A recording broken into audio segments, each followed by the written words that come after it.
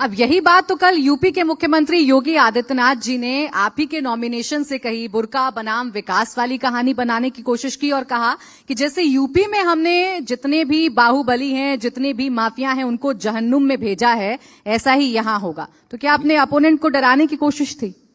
नहीं, हमारा कमिटमेंट है। आपने देखा जो उत्तर प्रदेश जहां भय आक्रांत का ही माहौल था, लोग डरे और सहमे रहते थे, माननीय योगी जी ने आकर के उन सब से भय मुक्त कर दिया और वहां विकास भी हो रहा है, अमन भी है, शांति भी है, सब लोग सांस ले रहे हैं। तो यही सरकार, नीतीश कुमार जी की सरकार के पहले उस सरकार में भी मैं था, मैं जानता हूं उसको, लगातार था।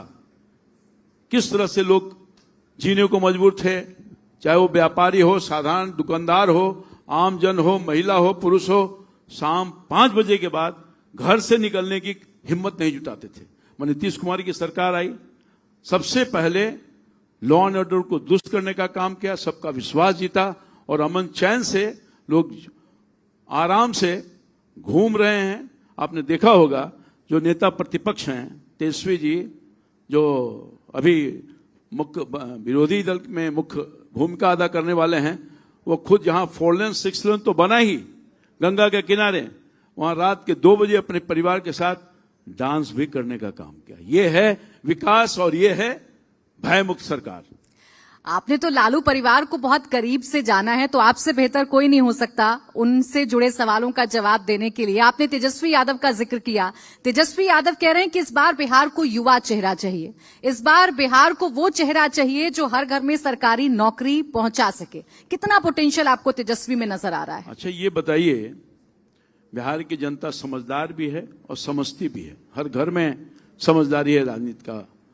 अब ये बताइए, कोई कह रहा हो कि हम हर घर में नौकरी दे देंगे, लाखों लाख राशि उसमें खर्च होगी, जबकि 25 से 26 लाख नौकरी है। हमको लगता है 3 करोड़ से कम परिवार नहीं है, संभव है कि 3 करोड़ नौकरी व्यवस्था करेंगे हर घर में और उतनी धनराशि ला पाएंगे? ये शब्दबाग दिखा रहे हैं, झूठा आश्वासन दे रहे हैं, लोगों को दिग्भ्रमित करने का काम कर रहे हैं।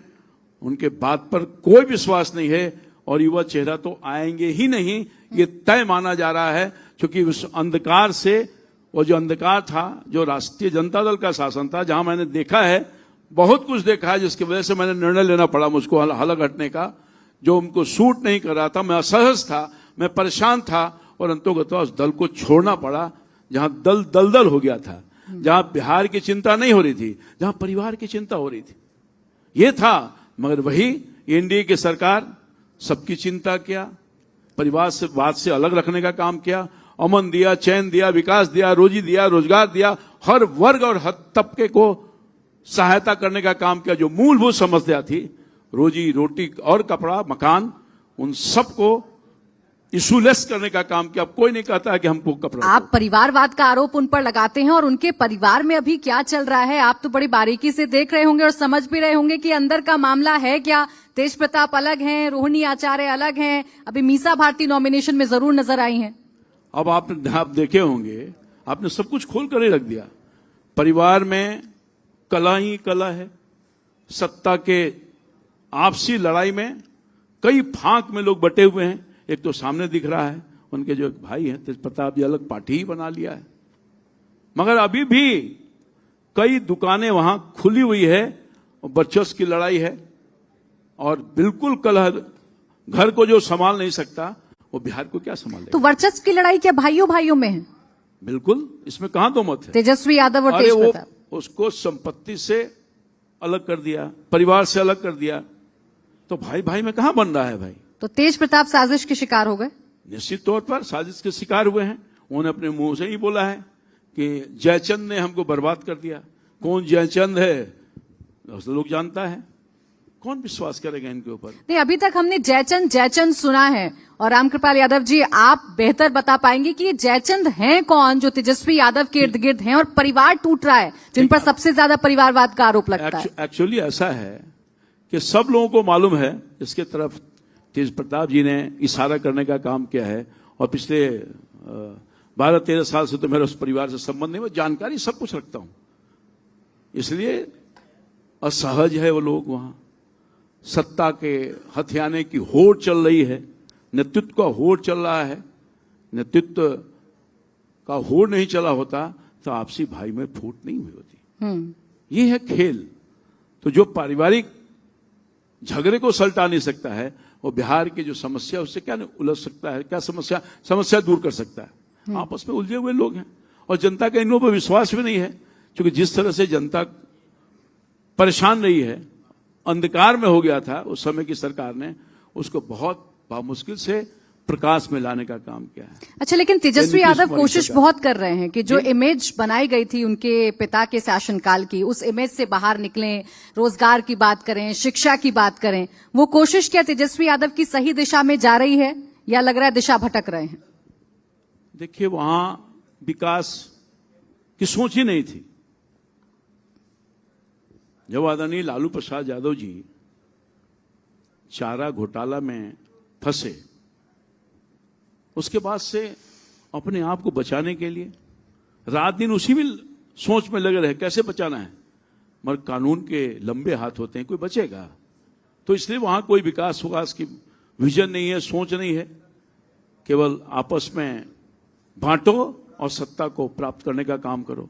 मगर ये लोग जो जिस ताकत के चिंता कर रहे हैं और गुमान कर रहे हैं, क्या वो समाज को लाभ मिला, शिक्षा मिला, रोजी मिली, रोजगार मिला, भाईचारा मिला?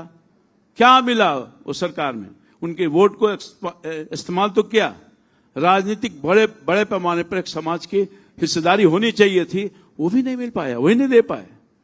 इसलिए मैं समझता हूं कि अब इन पर कोई विश्वास नहीं करने वाला है, चाहे जो कुछ भी उनके जिस वोट को एड्रेस करते हैं उस वोट में भी बहुत बड़े पैमाने पर असंतोष का भाव है। और आज जो सबका साथ, सबका विकास और सबके कल्याण की बात करने वाली हमारी सरकार उस पर विश्वास कर रही है। नहीं, आप जिस वोट बैंक की बात कर रहे हैं, एमवाई समीकरण की बात लालू यादव की तरफ से की जाती है, उनकी पार्टी की तरफ से की जाती है। अब यादव समाज अगर टूटेगा, मैं खुलकर आपसे कहूं कि यादव समाज अगर टूटेगा तो किसकी तरफ यादव समाज आपको जाते हुए दिख रहा है? या जो यादव नेता हैं गैर आरजेडी के, जैसे आप आरजेडी से निकल कर आए, क्या वो वोट खींचने में कामयाब रह पाएंगे एनडीए की तरफ? मैंने कहा ना कि सबको चाहिए, कितने दिन तक एक्सप्लॉइट करिएगा, उनकी ताकत को इस्तेमाल कीजिएगा। उनके लिए आप किया नहीं, कुछ मौका मिला आपको मगर कुछ किया नहीं। तो उसमें बड़े पैमाने पर पढ़े लिखे लोग भी हैं, हमारा समाज बढ़ रहा है, हर तरफ बढ़ रहा है। अशिक्षा के अंधकार में था, अब शिक्षा के प्रकाश में जाने का काम कर रहा है। तो उनको चाहिए, वो सबकी समझदारी हो गई है कि केवल हमारा इस्तेमाल करते हैं, हमारे लिए कुछ किया है ना, आगे भी कुछ करने का काम करेगी। इसलिए इस भाव से के साथ, क्योंकि हमारी जो एनडीए की सरकार है या हम जिस पार्टी से हैं, भारतीय जनता पार्टी, सबका ख्याल रखती है और सबका प्रतिनिधित्व किया है। हमारे जैसे साधारण कार्यकर्ता हूं, एक नहीं अनेकों ऐसे हमारे लीडर हैं जो लीडरशिप न बिहार का बल्कि देश का करने का काम कर रहे हैं। तो उनको आस्था भी है, विश्वास भी जमा है। तो बड़े पैमाने पर हमारे समाज के लोग अब हमारे तरफ आ रहे हैं, एनडीए की तरफ आ रहे हैं, भाजपा की तरफ आ रहे हैं और सबको सम्मान भी मिल रहा है, जगह भी मिल रहा है, जिसकी अभाव है उस सरकार में था। एक जंगल राज के नारे पर पूरी जो भारतीय जनता पार्टी है, पूरा का पूरा जो एनडीए है, वो चुनाव लड़ रहा है। अब तेजस्वी यादव ये कहते हैं कि कब तक 20 साल पहले की बात करेंगे, आज की बात करिए, आज के बिहार की बात करिए। ये तो आप ही समझा सकते हैं कि 20 साल पहले ऐसा क्या था जिसका जिक्र करना बार बार जरूरी है? 20 साल पहले क्या था, मैंने तो बताया कि डर था, भय था, शाम के 6 बजे के बाद महिलाएं बाहर नहीं निकलना चाहती थी, कुछ था ही नहीं, गड्ढे में था।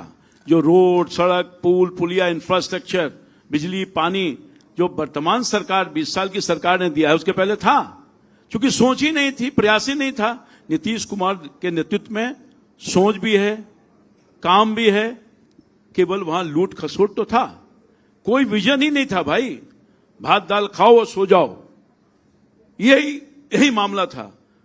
अगर वो सोच रही होती तो बिहार बहुत पहले, 15 साल का मौका कम नहीं होता है भाई, बड़ा मौका होता है। मगर 15 साल में कहीं कुछ नहीं हुआ। मगर 15 साल के बाद की जो सरकार नीतीश कुमार जी के नेतृत्व में बनी, भारतीय जनता पार्टी और एनडीए की सरकार बनी, तो आपने खुद से आकलन कर लीजिए। आप तो यहां घूम रही होंगी, आई होंगी, चारों तरफ देखी होंगी, क्या पहले था। इंफ्रास्ट्रक्चर में हवाई अड्डा बेटा जो मेरे क्षेत्र का हिस्सा रहा है, मेरे प्रयास से ही हुआ। हम धन्यवाद देना चाहते हैं माननीय मोदी जी का, जिन्होंने विशेष कृपा की। वो भी नहीं था। अब ये जो हवाई अड्डा आप देख रही हैं स्वरूप, अभी ये स्वरूप में आता था तो लगता था कि वो कब्र खाना में आ गया। पटना एयरपोर्ट पर जब मैं आता जाता था तो बाहर के लोग जो कमेंट करते थे, अद्भुत था। अब तो आएंगे तो लगे नहीं कि पटना एयरपोर्ट आए हैं कि मुंबई के एयरपोर्ट में आए हैं। तो ये बदलाव हुआ है हर तरफ। ये जो गंगा के किनारे का इलाका बना, 4 लेन गंगा पथ बना, अटल पथ बना, ये सब था। पहले भी हो सकता था, मगर विजन ही नहीं था, धनराशि थी ही नहीं। अब तो सब कुछ है, विजन है और राशि आ रही है पर्याप्त मात्रा में, पहले की अपेक्षा कई गुना अधिक। केंद्र की सरकार और राज्य की सरकार धन अर्जित करके और विकास में देने का काम कर रही है। गांव और गरीब तक जाने में दिक्कत होती थी। यहाँ साइकिल पर नहीं जा सकते, साइकिल पर भी अब नहीं जा सकते। अब तो मोटरसाइकिल और कार जा रहा है। कोई ऐसा गांव नहीं है जहां कार नहीं जा रहा है, कोई ऐसा घर नहीं है जहां मोटरसाइकिल नहीं जा रहा है, कोई ऐसा लोग हैं जो किसी भी सवारी से जा सकते हैं, ट्रैक्टर से लेकर सब कुछ। तो वो दिन परिवर्तन जो पहले था उसमें परिवर्तन इस सरकार ने किया है, बदलाव किया है, विकास का रफ्तार किया है और वो जारी रहेगा। इसलिए माननीय हमारी महान जनता ने, चाहे वो दानापुर की जनता या पूरे बिहार की जनता ने, इसको एहसास किया है कि गड्ढे से बाहर करने का काम किया है, अंधेरे से प्रकाश में लाने का काम किया है। ये प्रकाश फिर नहीं बुझ जाए, इससे दोबारा गलती नहीं करेगी, इनके सब्जबाग में नहीं आएगी और युवा चेहरा कोई विश्वास नहीं करने वाला।